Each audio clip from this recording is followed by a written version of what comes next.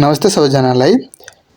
यो इन्डियाको सुप्रिम कोर्टले एउटा डिसिजन निकालेछ कि नीट 2025 र नीट 2026 को लागि एउटा लेटेस्ट अपडेट रहेछ कि एज लिमिट लाग्न सक्छ, एटेम लिमिट पनि लाग्न सक्छ र अनलाइन मोड पनि हुन सक्छ भने।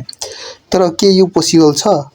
मेबी हुन सक्छ, तर यो 2025 र 2026 को लागि चाहिँ इट इज नट पोसिबल। किनभने यो बेक एरियाहरुमा अनलाइन मोड चाहिँ साह्रै नै गाह्रो हुन्छ। सो तपाईहरु ढुक्क बस्नुहोस् र ढुक्कको साथ पढ्नुहोस् कि यो नीट 2025 र 2026 मा यो केही कुरा आउने छैन, एज लिमिट पनि लाग्ने छैन, एटेम लिमिट पनि लाग्ने छैन र अनलाइन मोड पनि लाग्ने छैन। यो अफलाइन मोड नै हुन्छ। ढुक्क भएर पेन पेपर मोडमा एक्जाम दिनुहोस् र मज्जाले पढ्नुहोस्, यताउतिको कुराहरु न्यूजहरु नसुन्नुहोस्। ढुक्क भएर यो नीट 2025 को लागि प्रिपरेसन गर्नुहोस् र धन्यवाद है। Thanks for watching.